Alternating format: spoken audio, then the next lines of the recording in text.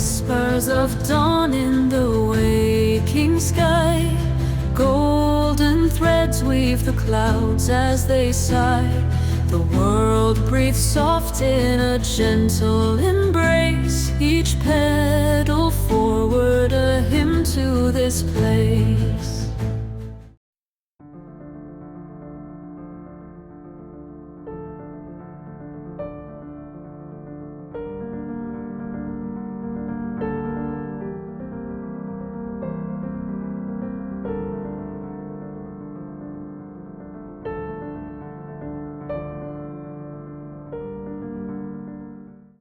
La cathédrale de Viborg est l'une des églises les plus importantes du Danemark. Sa construction a débuté en 1130 et a duré une cinquantaine d'années. L'édifice a été détruit par un incendie et reconstruit à plusieurs reprises. Seule la crypte de la cathédrale d'origine est encore préservée. Il s'agit de la plus grande église en granit de Scandinavie.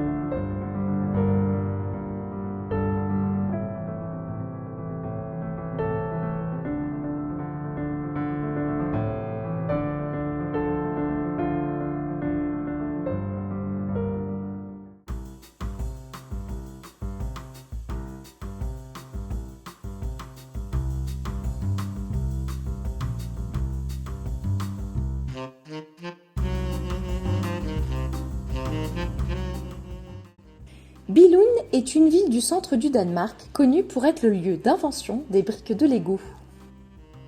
Nous avons été à Lego House que nous pourrions définir comme un musée. Les constructions sont magnifiques et les espaces sont conçus entre tant de jeux et tant d'admiration.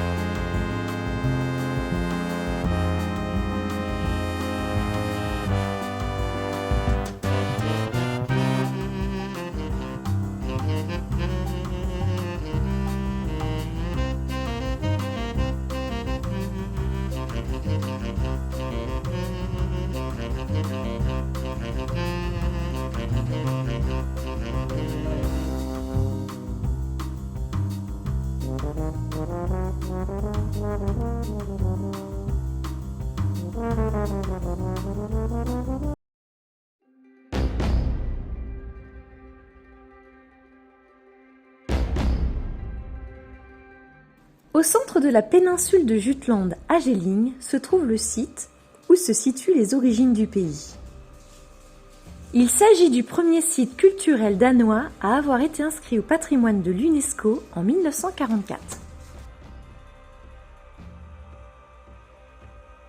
Les pylônes que nous apercevons au loin correspondent à l'emplacement où étaient situés les remparts de la ville à l'époque des Vikings.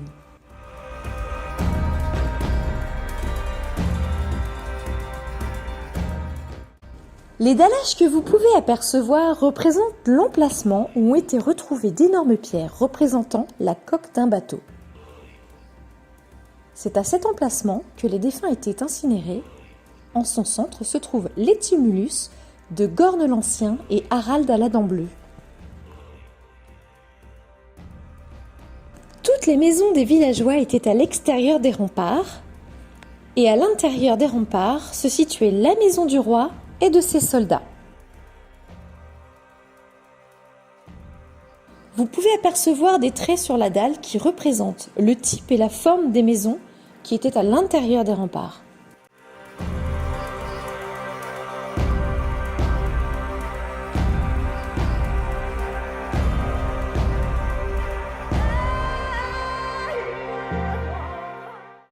Le roi Gorm l'Ancien est le premier roi du Danemark. Et son fils Harald à la dent bleue est le premier roi à avoir uni le Danemark et la Norvège. Dent bleue en anglais se dit Bluetooth. C'est en s'inspirant du roi Harald et du fait qu'il ait réussi à unir les tribus du Danemark et de Norvège qu'on a donné son nom à la technologie Bluetooth qui permet d'associer deux appareils sans fil.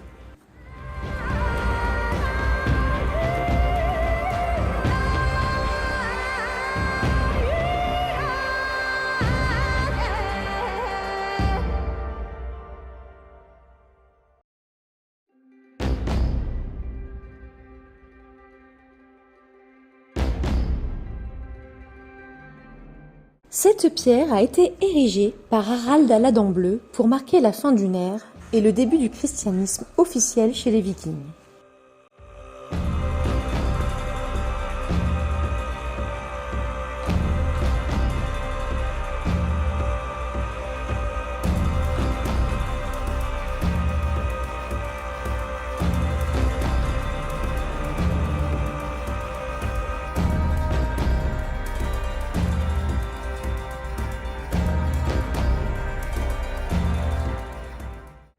Cette deuxième a été érigée par Gorm l'Ancien et père d'Harald en hommage à son épouse Thyra. C'est sur cette deuxième pierre qu'on retrouve pour la première fois la mention Danemark.